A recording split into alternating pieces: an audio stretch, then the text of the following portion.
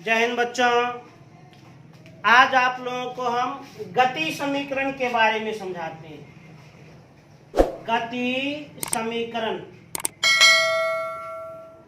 गति समीकरण ये 3 प्रकार के होते हैं। पहला होता है v बराबर u प्लस AT, दूसरा s बराबर ut plus half AT square, और तीसरा v स्क्वायर बराबर u स्क्वायर प्लस 2as। पहला है v बराबर u प्लस AT, दूसरा s बराबर ut plus half AT square, और तीसरा v स्क्वायर बराबर u स्क्वायर प्लस 2as। प्रथम समीकरण को वेग समय समीकरण कहा जाता है। वेग समय समीकरण कहा जाता है। दूसरे समीकरण को विस्थापन समय समीकरण कहा जाता है। विस्थापन समय समीकरण कहा जाता है। और तीसरे समीकरण को वेग विस्थापन समीकरण कहा जाता है। वेग विस्थापन समीकरण कहा जाता है। ध्यान दीजिए, वेग समय समीकरण v बराबर u प्लस AT, विस्थापन समय समीकरण s बराबर ut plus half AT square, वेग विस्थापन समीकरण v स्क्वायर बराबर u स्क्वायर प्लस 2as। अब इन तीनों समीकरण को हम प्रूव करेंगे, सिद्ध करेंगे। इन गति समीकरण को कैसे सिद्ध किया जाता है? इस गति समीकरण को सिद्ध करने के लिए आप लोग को हम ग्राफ बताए थे। दूरी समय ग्राफ, चाल समय ग्राफ, वेग समय ग्राफ। इस गति समीकरण को वेग समय ग्राफ के द्वारा प्रूव किया जाता है। प्रूव करते हैं तो सबसे पहले हम प्रूव करते हैं वेग समय समीकरण को। वेग समय समीकरण सबसे पहले हम किसे प्रूव कर रहे हैं? वेग समय समीकरण को। एकदम ध्यान से देखिएगा। तो वेग समय समीकरण को प्रूव करने के लिए हम ग्राफ खींचेंगे। कौन ग्राफ? तो वेग समय ग्राफ। तो वेग समय ग्राफ खींच लेते हैं। खींच लिया जाए वेग समय ग्राफ। यह है वेग समय ग्राफ। मूल बिंदु x अक्ष, y अक्ष। x अक्ष पर समय को रखते हैं क्योंकि समय स्वतंत्र राशि है। y अक्ष पर वेग को रखेंगे क्योंकि वेग आश्रित राशि है। कोई वस्तु एक समान वेग से बढ़ते हुए बिंदु A से बढ़ते हुए कहां पर पहुंच जाती है? बिंदु B पर। ध्यान दीजिए। अब इस अक्ष पर वेग को दर्शाएंगे। यहाँ हो गया प्रारंभिक वेग और यहाँ पर हो गया अंतिम वेग भी। प्रारंभिक वेग u। अब समय, ये जो समय अंतराल है इसको हम मान लेते हैं क्या? t second. एकदम ध्यान दीजिए। वेग समय ग्राफ खींचे हैं। वेग समय ग्राफ के द्वारा ही इन समीकरणों को सिद्ध किया जाता है। अभी हम प्रथम गति समीकरण वेग समय समीकरण को प्रूव कर रहे हैं। तो लिखते हैं, माना कि कोई वस्तु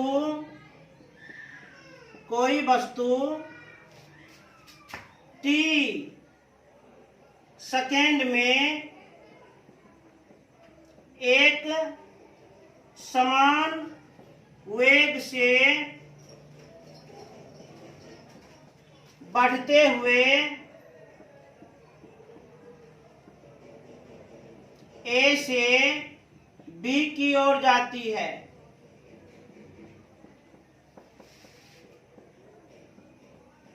वस्तु का प्रारंभिक वेग u, वस्तु का प्रारंभिक वेग u मीटर प्रति सेकेंड तथा अंतिम वेग भी मीटर प्रति सेकेंड है। ध्यान दीजिए।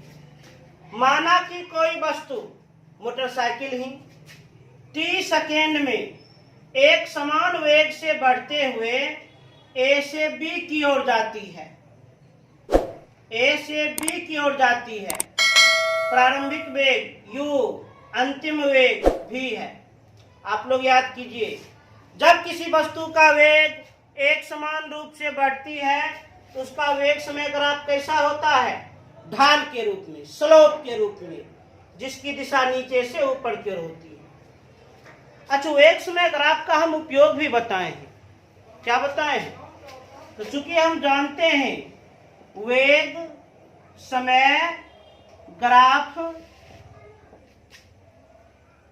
वेग समय ग्राफ के ढाल त्वरण का मान देती है, त्वरण का मान देती है।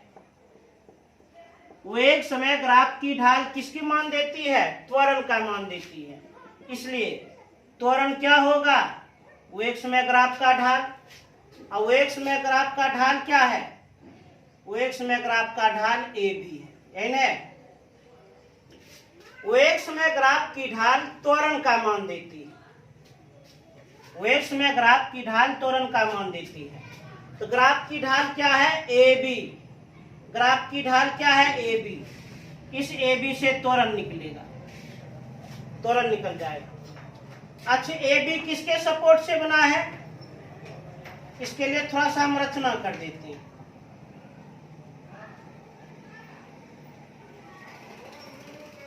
इस बिंदु का नाम रख लेते हैं P, इस बिंदु का नाम रख लेते हैं Q।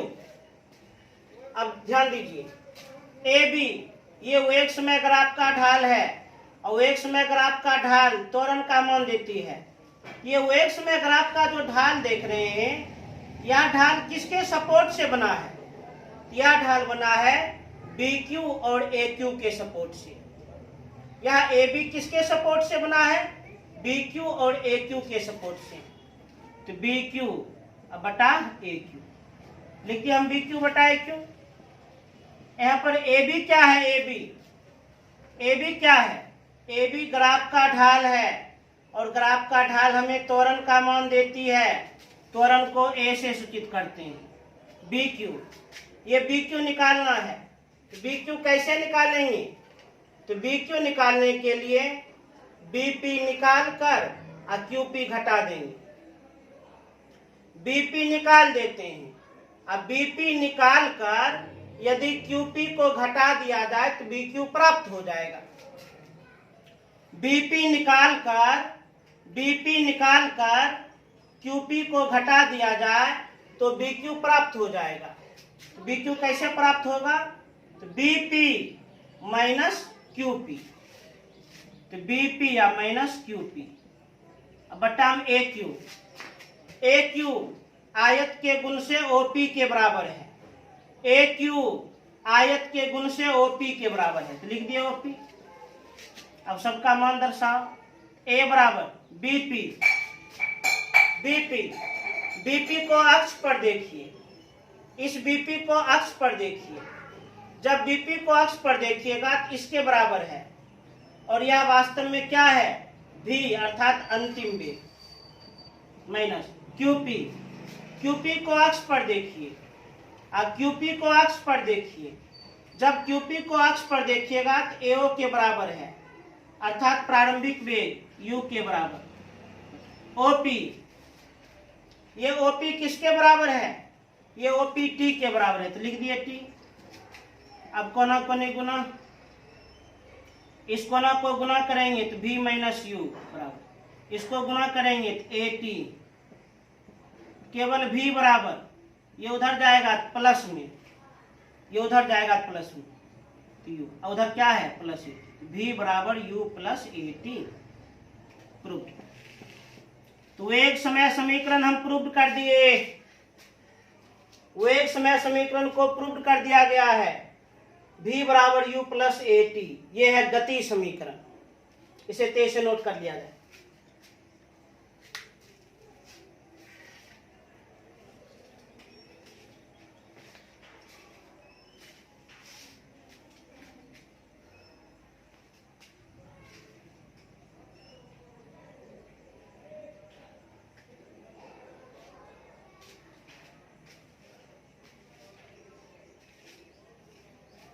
अब देखा जाए दूसरा गति समीकरण, इसी के द्वारा हम प्रूव कर देते हैं। ग्राफ तो हम इसी से काम चला लेंगे।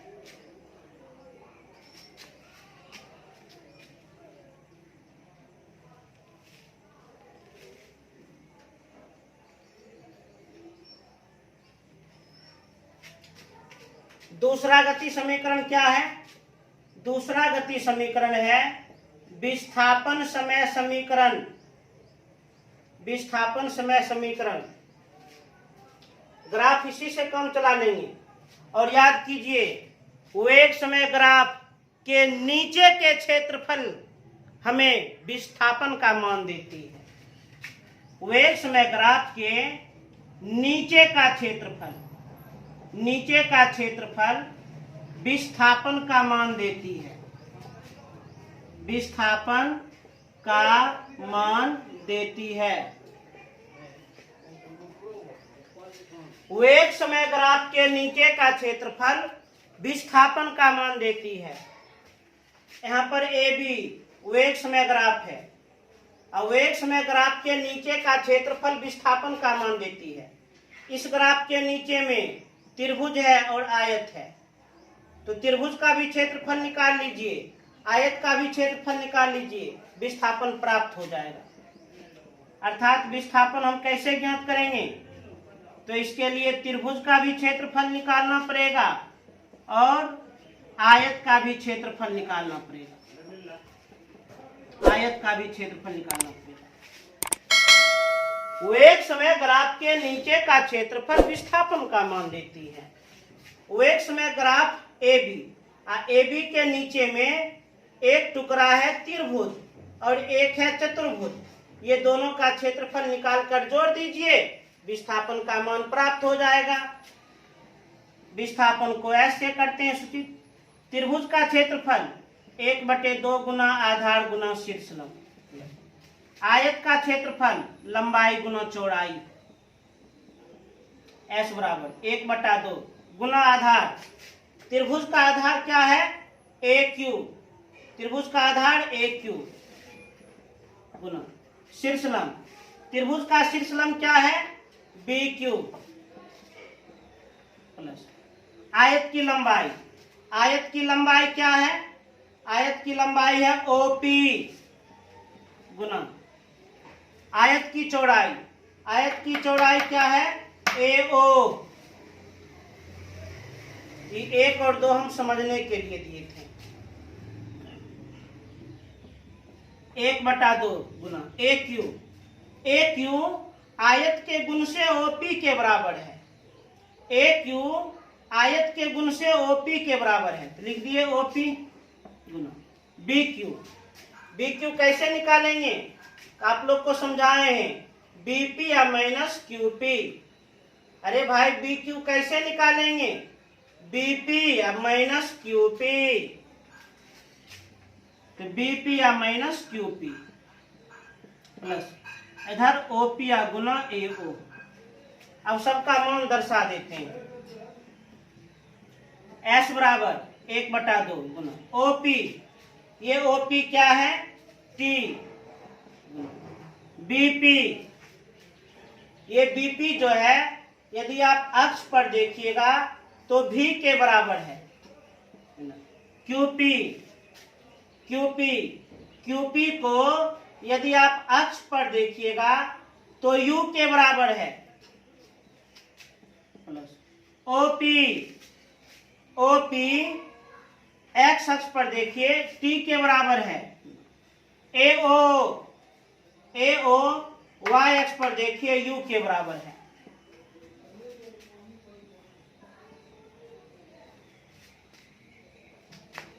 S बराबर हाफ गुना T गुना, इसके बदला में हम AT लिख सकते हैं पहला गति समीकरण से। चूंकि प्रथम गति समीकरण एजस देख लीजिए, यदि U इधर आ जाएगा तो V माइनस U, U इधर आएगा तो V माइनस U, तो V माइनस U बराबर AT, तो V माइनस U बराबर AT पहला गति समीकरण से। अब प्लस गुना में क्रम भी बदल सकते हैं, तो UT हो तो गया। S बराबर half A T square plus U T. और जोड़ में हम क्रम बदल सकते हैं, ये दोनों जोड़ के रूप में है, क्रम बदल दीजिए। एस बराबर U T plus half A T square. Proved.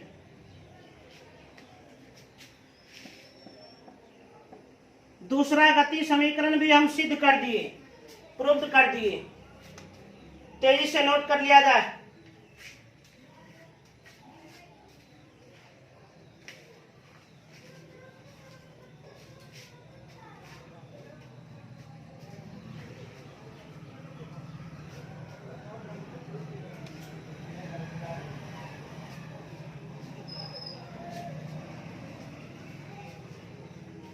अब आगे देखा जाए। पुनः हम इसी ग्राफ का उपयोग करके तीसरे गति समीकरण को भी सिद्ध कर देंगे। कर दिया जाए, इसी का हम उपयोग करेंगे। वेग समय समीकरण, वेग विस्थापन समीकरण, वेग विस्थापन समीकरण, इसी का उपयोग करके, इसी ग्राफ का उपयोग करके हम इसे साबित कर देंगे। चित्र यही रहेगा, भाषा ही रहेगा, कॉन्सेप्ट भी यही रहेगा, केवल ये चीज बदल जाएगा। चूंकि हम जानते हैं वेग समय ग्राफ के नीचे का क्षेत्रफल विस्थापन का मान देता है, नो डाउट। तो वेग समय ग्राफ के नीचे अभी हम त्रिभुज और चतुर्भुज का क्षेत्रफल निकाले थे। थोड़ा देर के लिए इसको हटा देते हैं। अब आप लोग गौर से देखिए, तो ध्यान से देखिए, ए बी के नीचे में या पूरा जो हम छायांकित कर रहे हैं, वास्तव में यह क्या है? तो वास्तव में यह समलंब चतुर्भुज है, या समलंब चतुर्भुज है। ये और ये समांतर है, जबकि ये और ये समांतर नहीं है। अरे इसमें ये और देख रहे हैं, और ये समांतर है। समलंब चतुर्भुज किसे कहते हैं? वैसा चतुर्भुज जिसकी सम्मुख भुजाओं का एक युग्म समांतर हो और दूसरा युग्म समांतर नहीं हो। वैसा चतुर्भुज जिसके सम्मुख भुजाओं का एक जोड़ा समांतर हो और दूसरा जोड़ा समांतर नहीं हो, उसे ही समलंब चतुर्भुज कहते हैं, ट्रेपेजियम कहते हैं। ए बी ग्राफ के नीचे में त्रिभुज और चतुर्भुज था, और जब ग्राफ के नीचे समूचा देख लेंगे तो वास्तव में ये क्या है? समलंब चतुर्भुज है। ये क्या है? समलंब चतुर्भुज है। तो एक समय ग्राफ के नीचे का क्षेत्रफल विस्थापन का मान देती है। विस्थापन कैसे निकालेंगे? तो समलंब चतुर्भुज के क्षेत्रफल के द्वारा। विस्थापन को ऐसे करते हैं सूचित, समलंब चतुर्भुज का क्षेत्रफल फॉर्मूला क्या होता है? समलंब चतुर्भुज का क्षेत्रफल फॉर्मूला होता है 1/2 गुना एच गुना ए प्लस बी। 1/2 गुना एच, एच मतलब समांतर भुजाओं के बीच की लांबिक दूरी। ए माने पहली समांतर भुजा, बी माने दूसरी समांतर भुजा। एस बराबर 1/2। एच का अर्थ दोनों समांतर भुजाओं के बीच की लांबिक दूरी, ओपी। ए का अर्थ पहली समांतर भुजा, अर्थात इसको हम AO कह सकते हैं, प्लस बी का अर्थ दूसरी समांतर भुजा, दूसरी समांतर भुजा, इसको हम BP कह सकते हैं। S बराबर 1/2 गुना OP। ये OP किसके बराबर है? T के बराबर। AO, ये AO किसके बराबर है? U के बराबर, प्लस BP, ये BP किसके बराबर है? V के बराबर है।